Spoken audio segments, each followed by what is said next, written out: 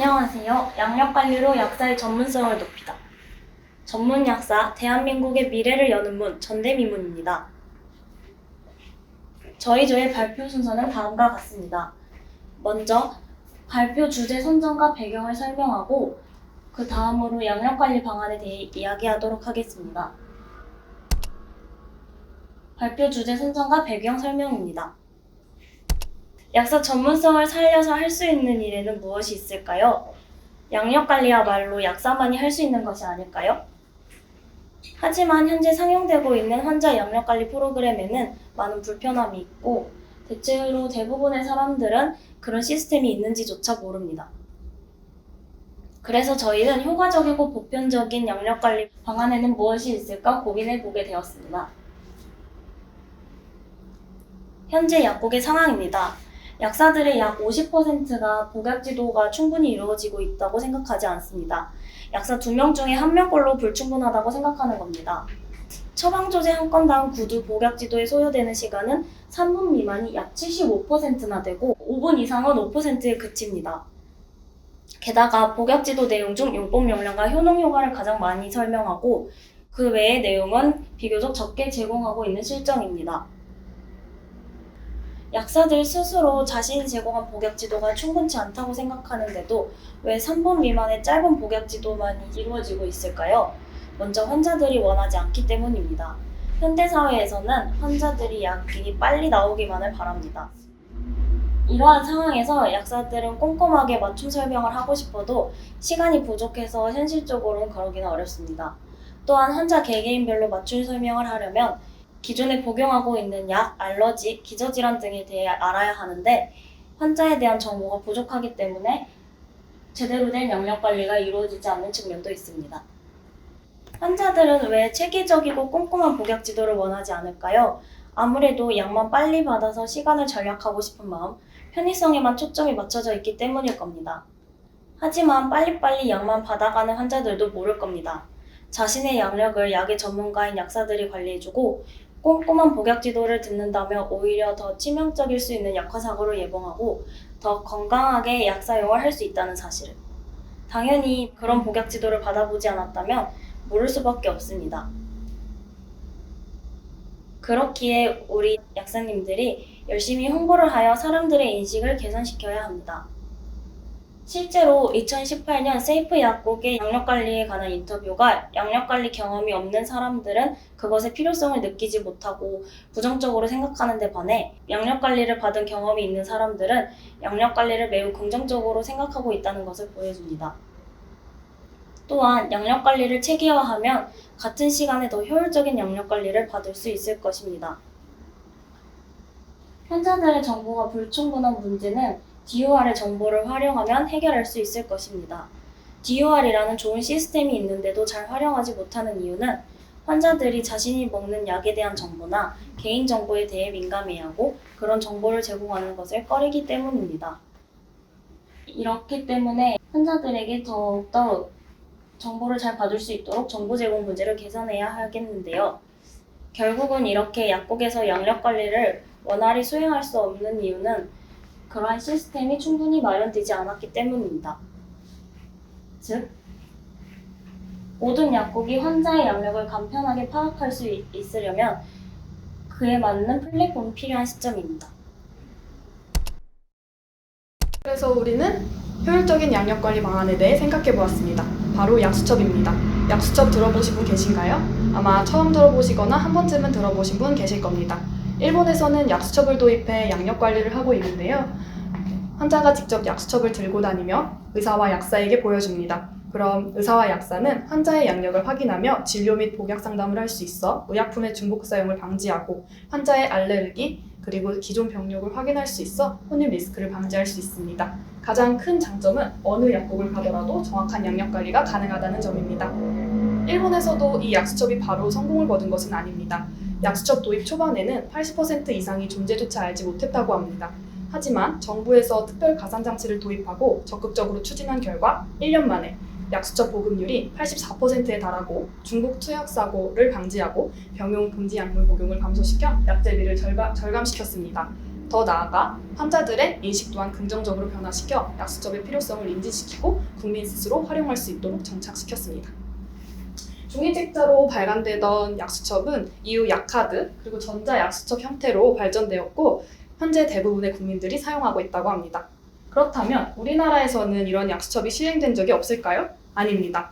우리나라에서도 약수첩을 도입한 적이 있습니다. 하지만 아쉽게도 정착되지는 못했습니다. 가장 대표적인 이유는 국민들이 필요성을 인지하지 못했다는 것입니다. 아무리 효과적이어도 쓰는 사람이 없으면 소용이 없겠죠? 또한 약수첩 사용 시 수기의 불편이 존재한다는 것입니다. 상담을 진행하면서 직접 환자가 보유한 약수첩에 기재를 해야 하는데 이는 시간이 많이 걸리게 되고 상담에도 집중하기 어렵게 됩니다. 따라서 약과 건강수첩, 식약처에서 보급한 어르신 건강지킴이 복약수첩 등 다양한 약수첩이 나와 있지만 잘 활용되지는 못했습니다. 이러한 종이 형태로 나온 수첩 이외에 전자약수첩으로 다양한 어플들도 출시되어 있습니다.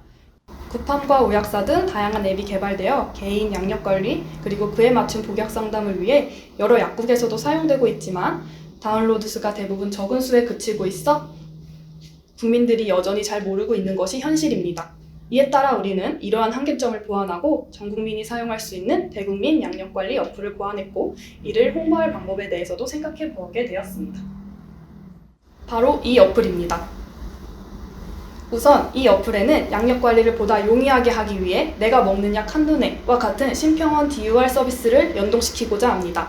현재 건강정보 앱에 들어가 매번 공인인증을 받아야만 양력 확인이 가능하지만 이 어플에서는 한 번의 가입만을 통해 간편하고 빠르게 양력 확인이 가능해집니다. 두 번째, QR코드를 통한 정보 제공 절차의 간소화.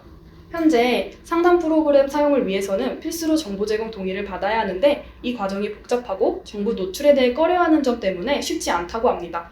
이에 따라 QR코드를 도입해 이 절차를 간소화하여 불편함을 줄이고자 합니다.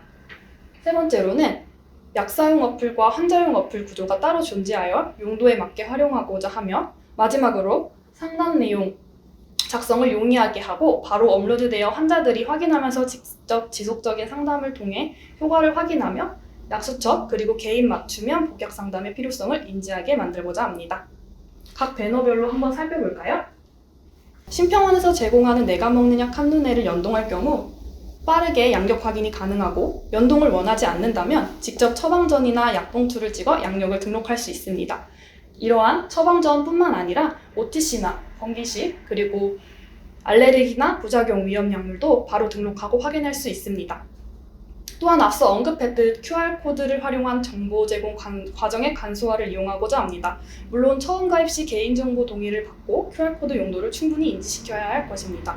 활성화된 QR코드는 약사용 어플로 인식하게 되면 일정 시간 동안 환자의 양력이 열람 가능하게 됩니다. 이를 통해 환자들은 개인정보 노출에 대한 불안감을 최소화시킬 수 있고 약사는 기존 양력 확인을 통해 효과적인 개인 맞춤형 복약 상담이 가능해질 것입니다. 그렇다면 이 약수첩을 활용한 상담 순서를 간단히 살펴볼까요?